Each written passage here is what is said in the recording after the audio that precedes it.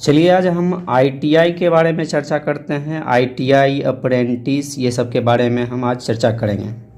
जैसे हम लोग क्या है आईटीआई करते हैं, एनसीवीटी से करते हैं या एससीवीटी से करते हैं। तो आईटीआई मेरा बहुत सारे ट्रेड हैं। 2 ईयर का है, 1 ईयर का है। 2 ईयर का जैसे फिटर हो गया, इलेक्ट्रीशियन हो गया, 1 ईयर में वेल्डर हो गया, डीजल मैकेनिक हो गया। तो हम लोग जब आईटीआई करते हैं तो आईटीआई के बाद हम लोग को एनटीसी सर्टिफिकेट मिलता है, national trade certificate. National trade certificate मिल जाता है। उसके बाद हम लोग को अप्रेंटिस करना होता है। तो बहुत सारे स्टूडेंट ये सोचते हैं जो रेलवे में हम अप्रेंटिस करेंगे तो हमें एग्ज़ाम देना पड़ेगा, कैसे फॉर्म भरेंगे। तो इसके बारे में हम चर्चा करेंगे, कहाँ से अप्रेंटिस करना चाहिए जो हमें बेनिफिट मिलेगा। तो देखिए, सबसे पहले तो 2 ईयर का जो भी कोर्स है आईटीआई में, जैसे फीटर हो गया, इलेक्ट्रीशियन हो गया, टर्नर हो गया, ये जो 2 साल का आईटीआई का कोर्स होता है उसका 1 ईयर का अप्रेंटिस होता है।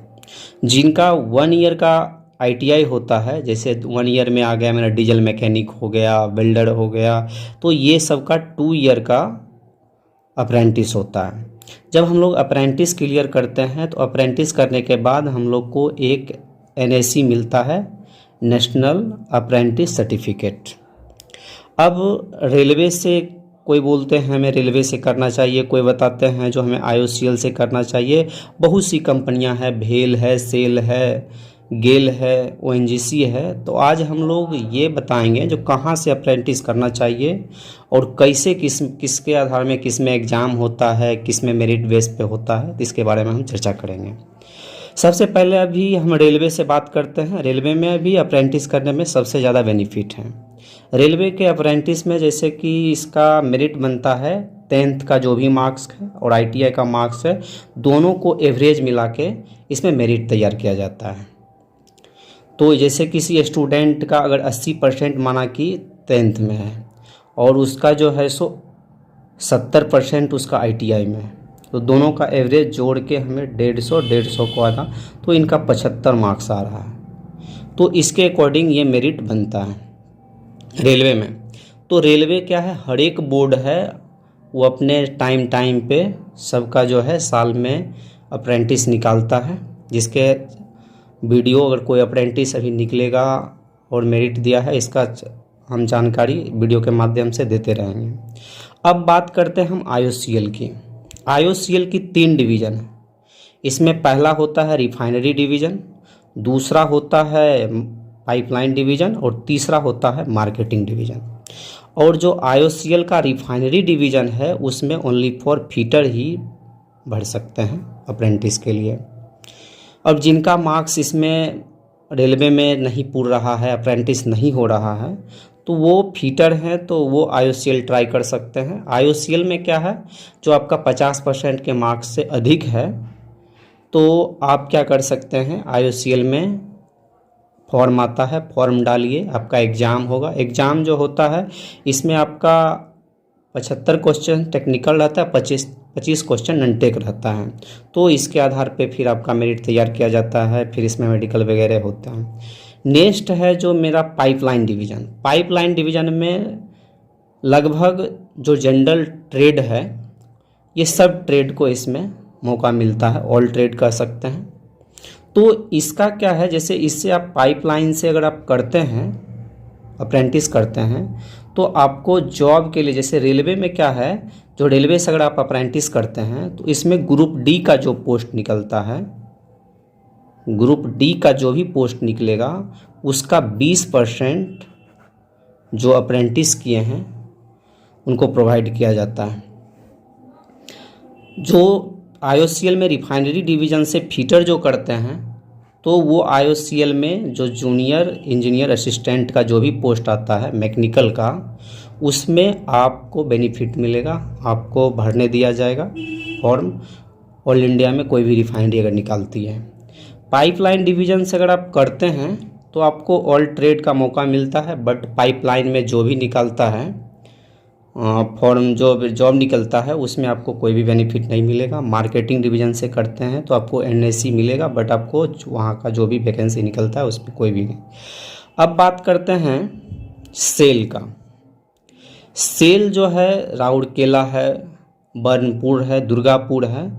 तो ये क्या करते हैं, इसमें क्या होता है, इसमें भी आपका मेरिट बेस पे ही होता है। 10th प्लस ITI के जो मार्क्स हैं, जैसे रेलवे बनाता है वैसे ही बनाता है। लेकिन अगर आप यहाँ से अप्रेंटिस करते हैं तो आपको सेल में मौका मिलेगा। सेल के जो भी वैकेंसी निकलता है, अभी कुछ दिन पहले जो निकाला था उसमें इस अप्रेंटिस वाले को मौका दिया था। अब बात करते हैं नेवी।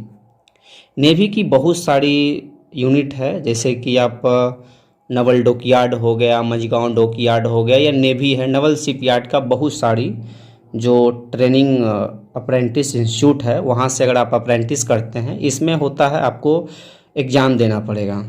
इसमें भी आपको जो है सो 40 क्वेश्चन, हर एक यूनिट अलग अलग इसका करता है। 40 क्वेश्चन टेक्निकल रहता है, किसी में 20 क्वेश्चन इसमें ननटेक रहता है, दोनों मिला के। कहीं कहीं ऐसा भी है जो 30 क्वेश्चन ननटेक है, 20 क्वेश्चन जो है टेक्निकल है, ऐसा ऐसा करके आपका वो देता है। आप इसमें एग्ज़ाम दीजिएगा। एग्ज़ाम देने के बाद आपका जो मेरिट बनेगा, मेरिट उसके बाद आपका यहाँ पे अप्रेंटिस सर्टिफिकेट मिलेगा। अप्रेंटिस सर्टिफिकेट मिलने के बाद फिर जो नेवी की वैकेंसी आती है, उसमें जो नवल शिपयार्ड का कुछ दिन पहले 1500 वैकेंसी आया था, उसमें आपको बेनिफिट मिलेगा। ONGC अप्रेंटिस निकालती है, बट कुछ ही स्टेट को उसमें मौका दिया जाता है।